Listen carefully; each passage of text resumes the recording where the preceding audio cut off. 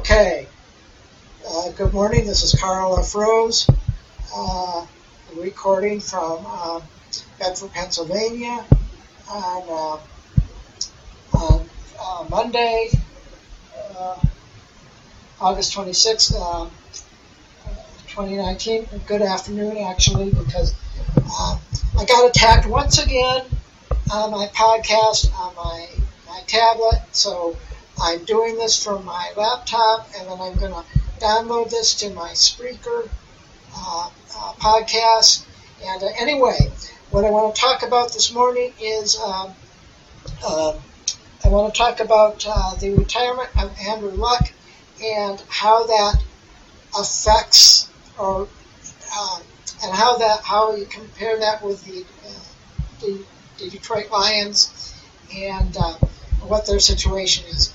I just want to contrast the two, so let me get into that. And for all those who are listening to this on my YouTube channel, be sure to hit the subscribe button and the bell notification. And also, I've been approved for iTunes, so now I'm on Castbox as well as iTunes. I just wanted to get that out. So anyway, why should the Lions think, be really looking at this thing with Andrew Luck and his early retirement? Well, the case is simple. And first of all, I want to state for the record that for the longest time, I was one of these people who really I wanted Stafford gone and out of there. I really wasn't looking at the big picture, but it wasn't until 2017 actually. I was one of these people that wanted Stafford out no matter what. But then I changed my tune starting the 2017 season and realizing that it really wasn't him, it's really the surrounding players. Imagine, and the reason I'm getting this, and first of all, let me go back to Andrew Luck a little bit. I wish him well. I think he made the right decision. He's banged up, he's hurt. I know what it's like, not from a football standpoint, from a pain standpoint. I've got medical problems for the last 30 years, neurological problems, and the pain is constant. Although I have regular doctor appointments, I'm being treated with certain medications and stuff to help ease the pain. I know what constant pain is like, and there comes a time in everyone's life, no matter what you do, whether you're a football player, whether you're making YouTube videos, it doesn't matter. You have to make some hard choices, and Andrew Luck was faced with that. Either he had to consider his family, and he turned down a whole lot of money. And you got to remember that Andrew Luck is a person just like any one of us, and I really admire him for talking about, saying that he heard the boos, and that it hurt, and so I hope the fans base in Indianapolis can understand what he is going through, and hopefully cut him a little bit of slack. But I can understand why they're upset, because this came really off all of a sudden. And but the thing is, he's got a family, and a wife, and kids, and family to think about, and so the pain got to him. Now, how does this relate to the Detroit Lions? Well, simple. The fan base, a number of the fan base, including myself, for the longest time, really wasn't thinking. The Detroit Lions have to be very thankful for the quarterback who they have, their starting quarterback, because Matthew Stafford is an Iron Man. With the pathetic, and I'll say this, a lot of the offensive line problems with the Lions, it's 50% coaching problem and 50% player problems. But when you get really bad coaching combined with not so great players, you're going to get your quarterback killed. And Matthew Stafford, one thing I don't want to ever see again, ever, is a 10-sack game, because that's just unacceptable. I don't care how durable Matthew Stafford is,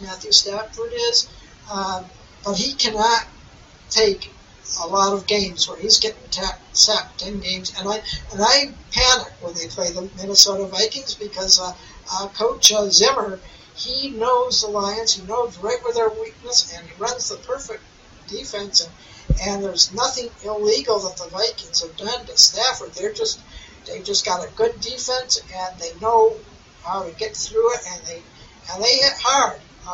They're a hard-hitting team. So this offense, and for me, this season for the Lions, I'm more concerned about Matthew Stafford's health, not just for the team's sake, but for his and his family's sake. He's got enough problems on his plate outside of football.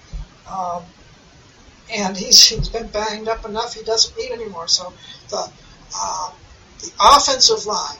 So for me, when I'm watching the games this year, as long as Matthew Stafford survives the game without getting banged up too badly, I will be okay with that.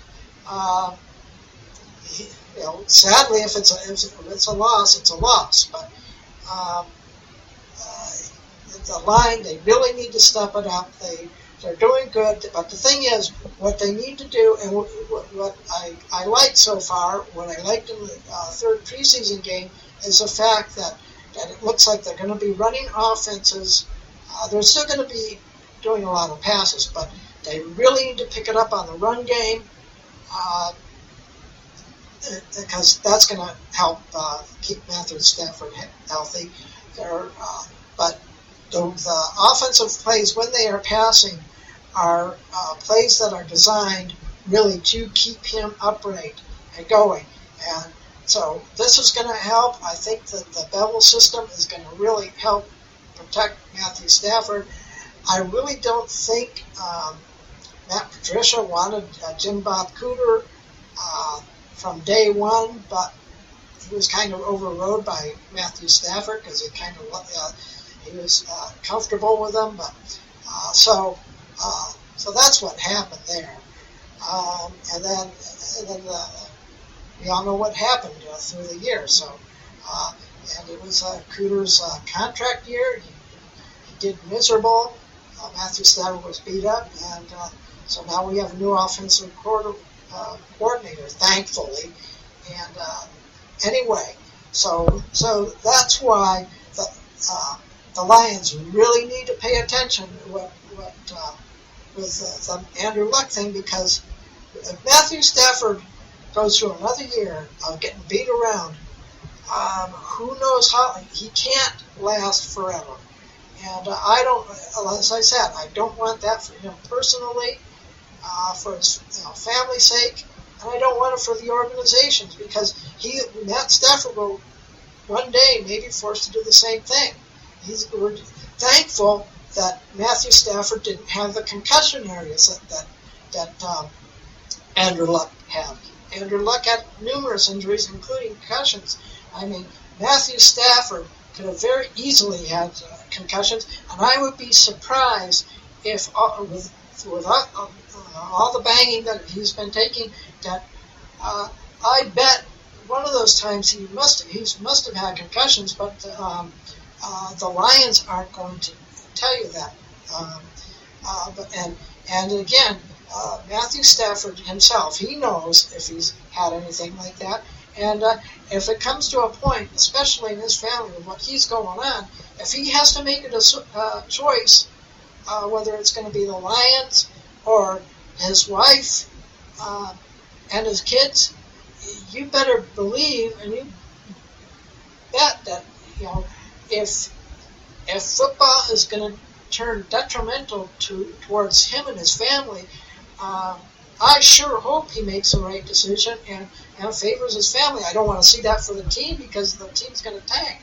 But Matthew Stafford has to do what he has to do. And if he continues to get getting killed out there, 10 sacks, beat around and roughed up, if the line isn't doing their job, then one of these days he's going to have to make an announcement.